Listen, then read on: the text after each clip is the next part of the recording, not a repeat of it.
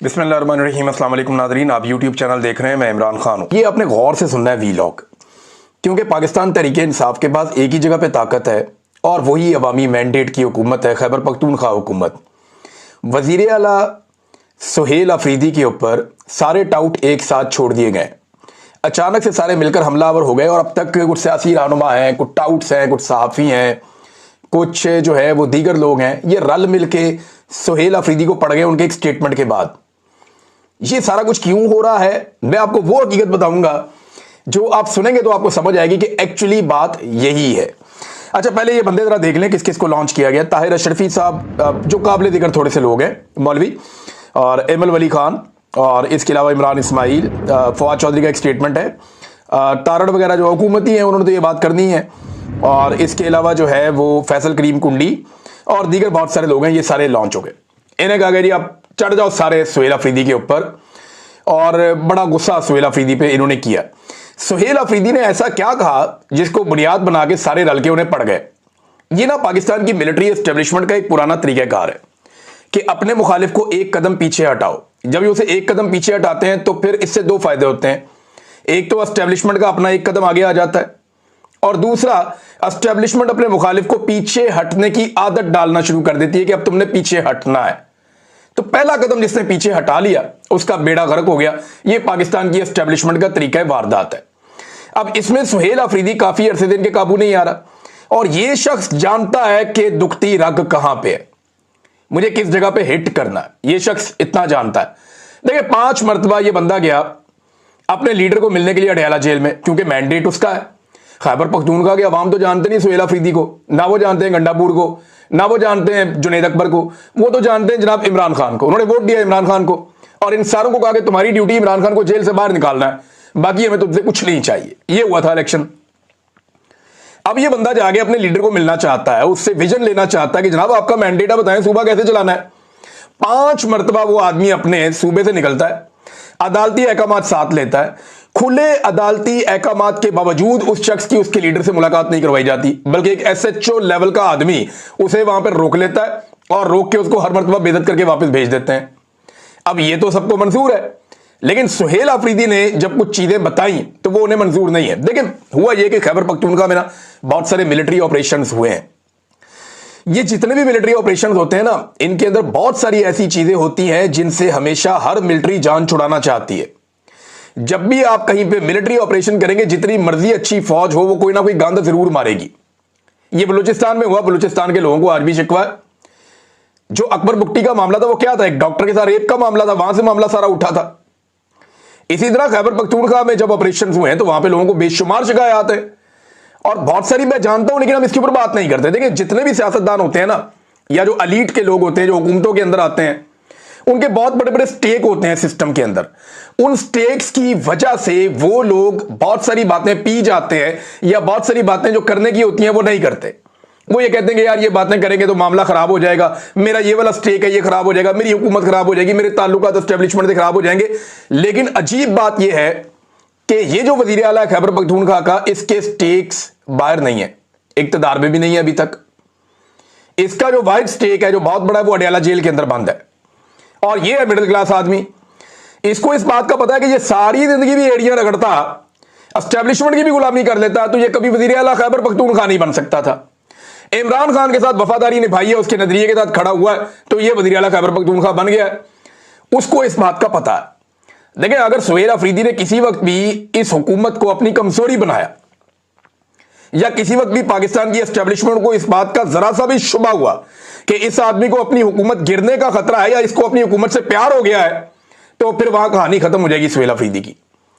उसे इस बात की परवाह नहीं है, और उसने अब वो सच बोलना शुरू किया जिस सच को हमेशा बड़े बड़े लोग छुपाते रहे हैं। देखिए, मैं इस पे एतराज कर दिया, एकदम रोला डाल दिया जी मस्जिद के अंदर कुत्ते बांधे फौज ने, और हमने जब उन्हें कहा, उन्होंने कहा आप भी कुत्तों की तरह ही हो, यानी आप में कोई फर्क नहीं है कुत्तों में और आप में।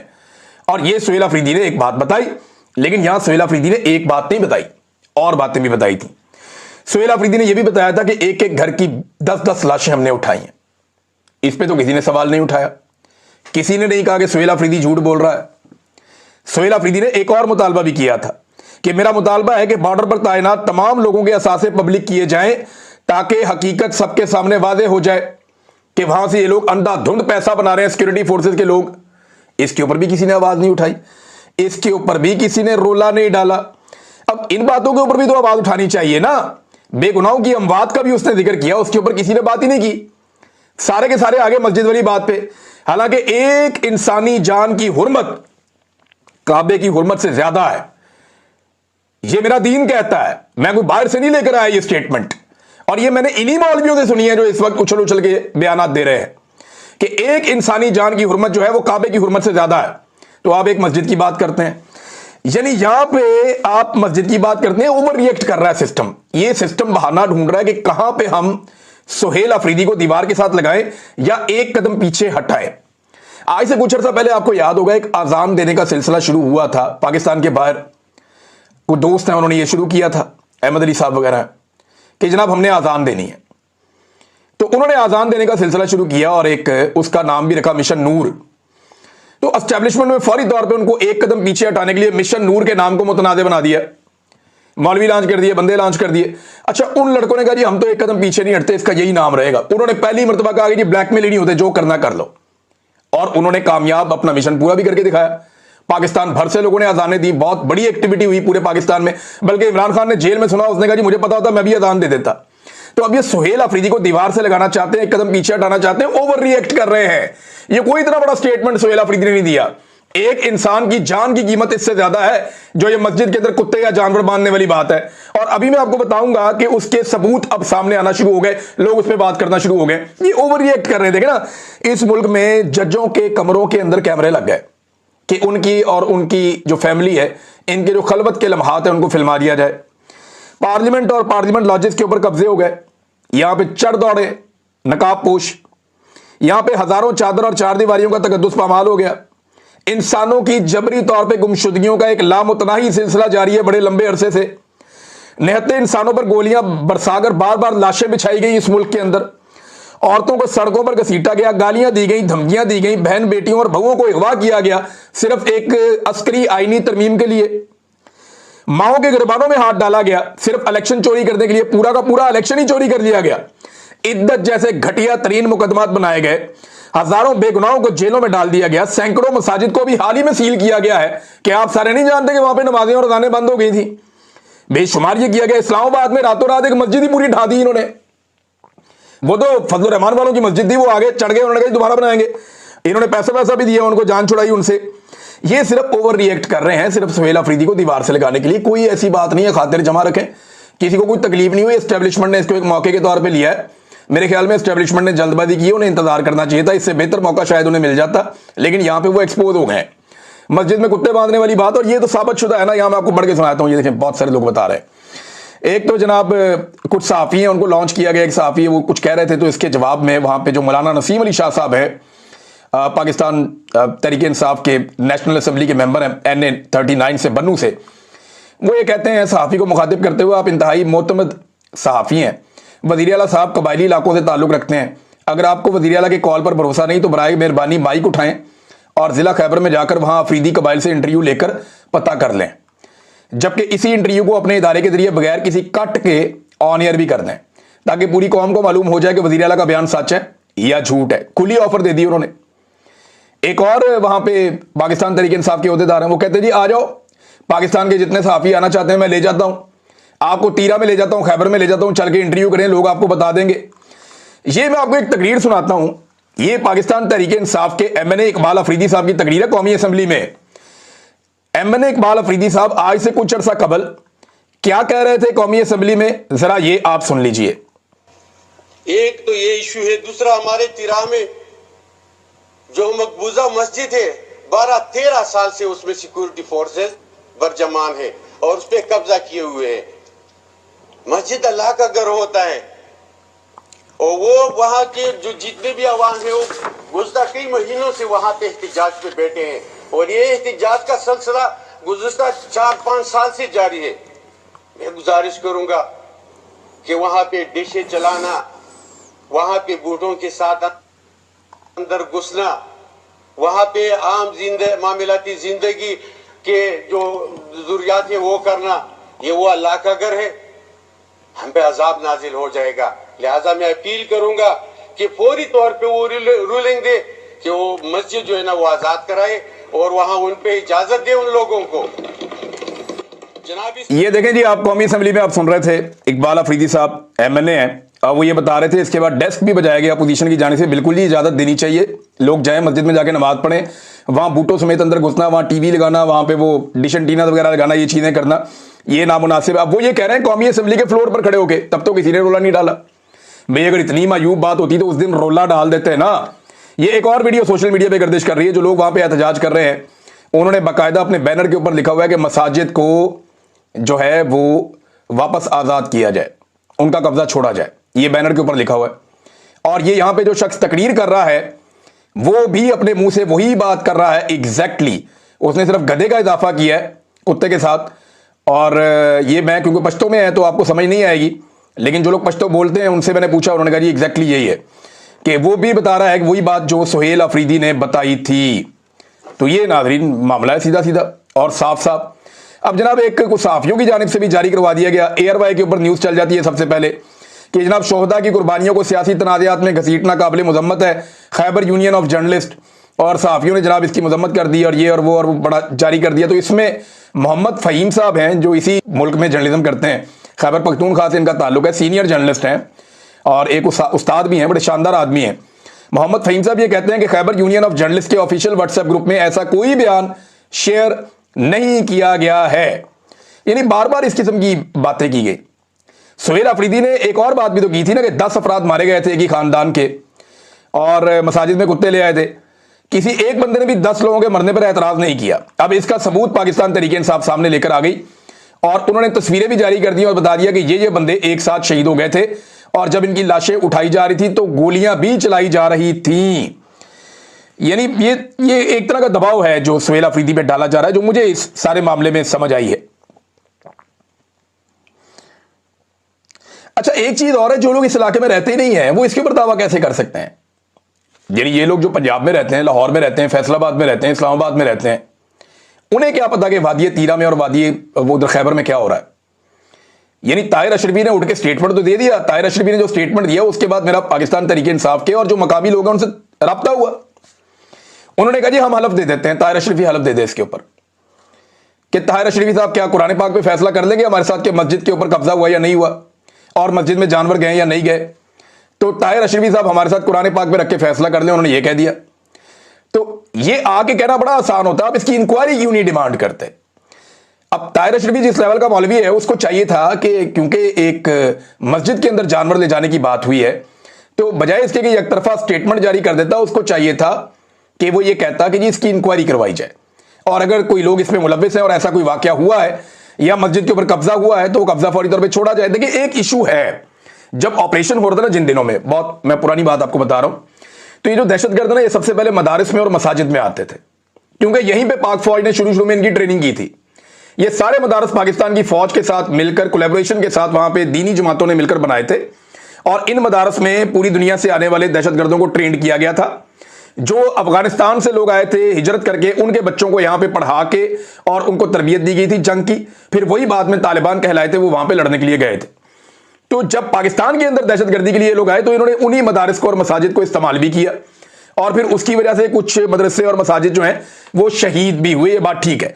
लेकिन मकामी लोगों का ये कहना कि हमारी मसाजिद के ऊपर लंबे अरसे से कब्जा है, ये बात जो है वो कौमी असेंबली में भी उठाई गई है, लिहाजा इस चीज को उस एंगल से भी देखा जाना चाहिए और सुहेल अफरीदी को दबाने के लिए ये सारा जो बयानिया उसको इस्तेमाल किया जा रहा है, अदरवाइज इसके अंदर और कुछ भी नहीं है, कुछ भी ऐसा नहीं है जिसके ऊपर कोई वबाल खड़ा किया जाए। नाज़रीन 27वीं आईनी तरमीम जो आ रही है इसके अंदर खतरात क्या क्या है, इसके ऊपर एक डॉक्यूमेंट जारी किया पाकिस्तान तहरीक इंसाफ ने जागो पाकिस्तान के नाम से कि 27वीं आईनी तरमीम का मुसव्वदा तो अभी तक अवाम के सामने नहीं आया, लेकिन जो चीजें जिन्हें छेड़ा जा रहा है कि जो मौजूदा आइन है वो क्या है और उसमें जो रद्दोबदल हो सकता है वो क्या हो सकता है। इसमें एक आर्टिकल 160 है, 163A, ये NFC अवार्ड से मुतालिक आर्टिकल है। अच्छा, इसमें जो आर्टिकल 163A है वो ये कहता है कि सूबों का कौमी फंड्स में हिस्सा कम नहीं हो सकता। वैसे ही सूबों को इतना ज्यादा हिस्सा नहीं मिलता, वफाक ज्यादा पैसे लेता है, आई थिंक 57% वफाक लेता है, 43% सूबों को जाता है। लेकिन अगर इन्होंने तरमीम कर दी तो मरकज को सूबाई फंड्स का हिस्सा तकरीबन 500 अरब रुपए दिफा कर्ज के लिए लेने की इजाजत मिल जाएगी, यानी वो सूबों का हिस्सा मरकज इस्तेमाल कर सकेगा। नंबर 2 आर्टिकल 200 है जजेस की मुंतकली, यानी पहले जज की इजाजत हो तो जज को एक अदालत से आप दूसरी अदालत में ले जा सकते हैं, लेकिन अब यह है कि जज को एक सरकारी ऑफिसर बना दिया, जिधर मर्जी उठा के उसको पोस्ट कर दिया, उसकी ट्रांसफर कर दी, तो जजों की ट्रांसफर पोस्टिंग होना शुरू हो जाएगी और जज बिल्कुल डरे डरे सहमे सहमे रहा करेंगे कि अगर मैंने फैसला हुकूमत या एस्टेब्लिशमेंट की मर्जी के खिलाफ दिया तो मुझे कहीं ये बलूचिस्तान ट्रांसफर ना कर दें, या कहीं सिंध में ट्रांसफर ना कर दें, या कहीं खैबर पख्तूनख्वा में ट्रांसफर ना कर दें, या कहीं किसी और लाहौर या मुल्तान हाई कोर्ट में या फैसलाबाद कहीं और जगह पे मुझे ना भिजवा दें। तो जज बेचारे इस डर से अब फैसले भी नहीं दे पाएंगे। ये है जनाब आर्टिकल 200। नया आईनी अदालत, ये अब एक नया आर्टिकल शामिल किया जाएगा, आईनी अदालत बनाई जाएगी और यानी सुप्रीम कोर्ट आइन की तशरीह करता है वैसे तो, लेकिन अब एक अपनी अलग से आईनी अदालत बनाएंगे जहां पे जज जो है ये खुद लेकर आके अपनी मर्जी के बिठाएंगे और उन जजों के जरिए से अपने तमाम आईनी मामलात के फैसले लिया करेंगे, यानी सत्ते खैरा किसी किस्म का प्रॉब्लम इनको आइंदा अदालत की तरफ से नहीं होगा। मजिस्ट्रेट की तकर्रियां, ये एक अलग मामला है। आर्टिकल 213 के अंदर भी ये तरमीम करना चाहते हैं इलेक्शन कमीशन में, यानी इलेक्शन कमीशन पहले अपोजिशन लीडर और वजीर आजम ये दोनों मिलकर उसका तकर्रुर करते हैं कि कौन होगा, ये आपस में एक कंसेंसस के साथ होता है क्योंकि इलेक्शन में दोनों ने, अपोजिशन ने और हुकूमत ने, दोनों ने जाना होता है। लेकिन यहां पे वो चाह रहे हैं कि इसको तब्दील कर दिया जाए और वजीर आजम के पास इख्तियार आ जाए, जैसा कि मुबैना तौर पर चीजें सामने आ रही, वजीर आजम के पास इख्तियार आ जाए जैसा कि आर्मी चीफ की तैनाती में उसके पास ये इख्तियार है। आर्टिकल 243 फौज की कमान, जो पहले आइन है वो ये कहता है कि सदर सुप्रीम कमांडर है। अच्छा, अब इसमें कमांड के ढांचे में तरमीम की जाएगी ताकि एग्जीक्यूटिव के कंट्रोल को मजीद मजबूत बनाया जा सके। जो फौजी सरबराह उसका आईनी ओहदा हो जाएगा वो बहुत तगड़ा हो जाएगा, सदर से भी, वजीर आजम से भी तगड़ा हो जाएगा। और जनाब दीगर कुछ और है, वो 18वीं तरमीम के अंदर कुछ चीजें थी उनको खत्म करके सूबे की तालीम और फलाह बहबूद और दूसरी चीजें उठा के इधर ले आएंगे वफाक के पास। तो ये 2 नंबरी की जा रही है, लेकिन फजल रहमान साहब ने इसके बाद एक स्टेटमेंट जारी किया है। फजल रहमान साहब के स्टेटमेंट को संजीदा तो नहीं लेना चाहिए, पिछली मरतबा उन्होंने ही मदद करके 26वीं आईनी तरमीम मुकम्मल करवाई थी। अगर फजल रहमान साहब धोखा ना देते तो पाकिस्तान की मिलिट्री एस्टेब्लिशमेंट उल्टा भी लटक जाती, आसिम मुनीर साहब अपना पूरा जोर भी लगा लेते, तो कभी भी 26वीं आईनी तरमीम नहीं हो सकती थी अगर फजल रहमान साहब सहूलतकारी ना करते, मदद ना करते तो। लेकिन फजल रहमान साहब ने सहूलतकारी और मदद की, जिसके बाद एस्टेब्लिशमेंट ने अपनी 26वीं आईनी तरमीम मुकम्मल करवा ली। अब फजल रहमान साहब कहते हैं कि 35 शिक्कें ऐसी थी 26वीं आईनी तरमीम में जो हमारे सामने आई और हमने उन पर एतराज किया था। अगर उनमें से कोई एक चीज भी 27वीं आईनी तरमीम में पास की जाती है तो हम इसे आइन और पार्लियामेंट की तौहीन समझते हैं। तो यह बात वाज़ेह है कि अगर 26वीं तरमीम की कोई चीज आई तो यह काबिल कबूल नहीं होगी। फजल रहमान साहब, इससे फर्क क्या पड़ता है? आपने माले गनीमत की तरह पाकिस्तान तहरीक इंसाफ की मखसूस नशिस्तें भी ले ली और हुकूमत को भी दिलवा दी। अब उनके पास कौमी असम्बली में 2/3 अक्सरियत पूरी है। एमएल वली खान को मिलाकर उनको सिर्फ 2 वोट चाहिए बाकी, और आपके 2 से 3 सेनेटर मैं जानता हूं आपके कंट्रोल में नहीं है, तो बड़े आराम से हुकूमत ये आईनी तरमीम कर लेगी। सिर्फ हुकूमत ये चाहती है कि आप उनके साथ बैठकर कर ले, लेकिन फेस सेविंग के लिए अगर आप अलग रहना चाहें तो आप अलग भी रह सकते हैं। ये तो हो जाएगी, आईनी तरमीम तो हो जाएगी। लेकिन सवाल ये पैदा होता है कि क्या इस आईनी तरमीम के बाद मिशन मुकम्मल हो जाएगा? ये मिशन कभी भी मुकम्मल नहीं होगा। ये मैं आपको लिख के देता हूं। आप उल्टे लटक जाए, सीधे लटक जाए, छलांगे मारें, तख्ते तवे पे बैठ जाए पाकिस्तान की एस्टेब्लिशमेंट, ये मिशन मुकम्मल नहीं होगा। मैं बार बार कह रहा हूं कि पाकिस्तान की मिलिट्री एस्टेब्लिशमेंट के पास इमरान खान वो आखिरी मौका है जिसके जरिए से आप पाकिस्तानियों को राजी कर सकते हैं। मैं ये नहीं कह रहा कि उसके साथ डील कर लें जाके, मैं ये कह रहा हूं कि इमरान खान आपके पास आखिरी मौका है जो आपको इज्जत के साथ आपकी बैरकों में वापस भेज सकता है, क्योंकि इसके बाद लोग किसी और की ये वाली बात नहीं सुनेंगे कि मुल्क भी मेरा और फौज भी मेरी। ये इमरान खान की हद तक लोग सुन रहे हैं और बर्दाश्त कर रहे हैं। मैं देखता हूं ना, लोगों से मिलता हूं, लोगों का रिएक्शन देखता हूं। ओवरसीज पाकिस्तानी जो नगमे गाया करते थे हर वक्त, जो बड़े जज्बाती होते थे, वो अपने मुंह से कहते हैं जनाब हमको मिलिट्री एस्टेब्लिशमेंट के खिलाफ एक लफ्ज नहीं सुन सकते थे, और आज वो लोग खुद चढ़ चढ़ के बोलते हैं। उन्हें समझाना पड़ता है कि यार इजी हो जाओ, क्या हो गया? वो कहते हैं नहीं, सवाल ही पैदा नहीं होता, इन्होंने बेड़ा गर्क कर दिया मुल्क का। तो इमरान खान वो आखिरी उम्मीद है एस्टेब्लिशमेंट के पास जो एस्टेब्लिशमेंट को इज्जत के साथ बैरकों में वापस भेज सकती है। अदरवाइज फिर उसके बाद ये नहीं होना। और आपने जो जो हरबे आज तक इस्तेमाल किए हैं, इससे पहले कभी नहीं हुए ना, इतने ही और कर लें। 27 तरमीमें आ गई है ना, 27 और ले आए अगले 2 साल के अंदर। आप 54 दरमी में भी कर लेंगे ना, मसला आपका हल नहीं होना। मसला आपका तभी हल होगा जब पाकिस्तान की अवाम मुतमईन हो जाएगी, और वो अब मुतमईन नहीं होने वाली जब तक कि वो आपको एक मरतबा पूरी शिकस्त नहीं देती। एस्टेब्लिशमेंट को पाकिस्तान की आवाम से हारना पड़ेगा, वरना ये लड़ाई चलती रहेगी जितनी मर्जी लंबा आप इसको घसीट लें, अल्टीमेटली एक दिन लोग आपको हरा देंगे। अब तक के लिए इतना ही। अपना ख्याल रखिएगा, अपने चैनल का भी। अल्लाह हाफ़िज़।